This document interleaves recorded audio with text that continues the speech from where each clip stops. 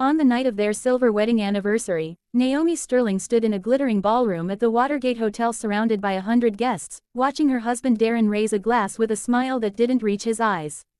The tables were draped in white linen, roses overflowed from crystal vases, and the chandeliers cast golden light on everyone except her.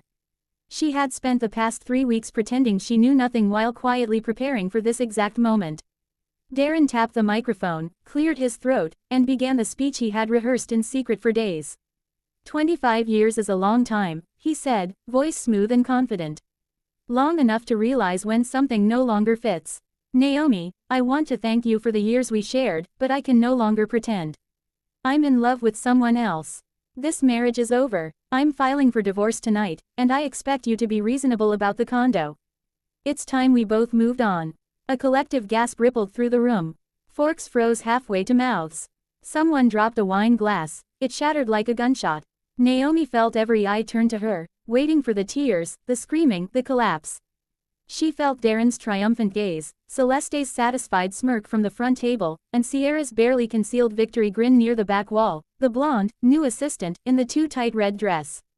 Naomi stood slowly, the dark blue silk of her dress whispering as she moved. She took the microphone from Darren's suddenly uncertain hand. Thank you, darling, she said softly, sweetly, as though he had just handed her flowers instead of divorce papers in front of everyone they knew. You're right about one thing. 25 years is long enough to hide the truth. So let's not hide anymore. She reached into her clutch and pulled out a thin leather folder. I've known for weeks, she continued, voice calm and clear. I read the messages to Sierra. I saw the lawyer's notes. I heard the late-night calls with your mother planning how to force me out of my own home.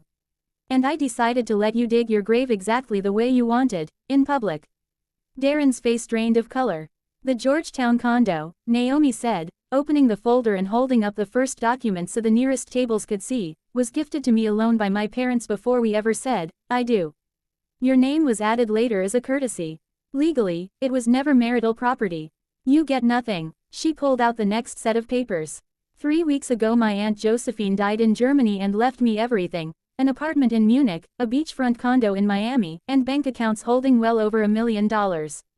All in my name only. So when you talk about division of assets, Darren, you're looking at half of a 10-year-old Lexus and half of a run-down cabin that leaks when it rains. That's it. The rest is mine. She turned to the room with a small, almost apologetic smile. Oh, and this magnificent party you insisted on throwing to humiliate me. $45,000 from our joint account. Money well spent, don't you think? The silence broke into chaos. Someone shouted, you bastard. At Darren. Phones came out. Celeste tried to stand and sway the crowd, but no one was listening to her anymore. Naomi placed the microphone gently on the table, picked up her purse, and walked out while behind her the life Darren thought he was stepping into collapsed in real time. 3 months later the judge's gavel fell. The condo, the inheritance, everything remained Naomi's. Darren kept his half of the cabin, his half of the car, and sole responsibility for the $43,000 in secret loans he had taken out to keep Sierra in designer bags. He lost his executive job the day the video went viral under #SilverAnniversaryDisaster. Within a week he was driving an old Camry for a ride-share app, living in his mother's cramped apartment after she sold her mansion to cover the debts he dragged her into. Sierra married a wealthy restaurateur who never asked too many questions. And Naomi, she sold the Georgetown condo for a profit, kept the Munich apartment as an investment, and moved permanently into the sun-drenched Miami Beach penthouse that overlooked the ocean. She started a small press translating forgotten European novels, hired 5 passionate young editors, and spent her evenings on the terrace drinking coffee while the Atlantic whispered that some chapters end exactly when they're supposed to. Sometimes, late at night, Darren would scroll past a photo of her on a beach at sunset, smiling in a way he hadn't seen in years, and he would close the app quickly, as if the light in her eyes could still burn him. But it couldn't reach him anymore.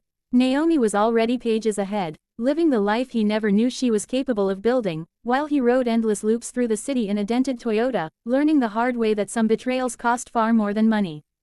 The truth, as she had quietly promised that night, always finds its moment.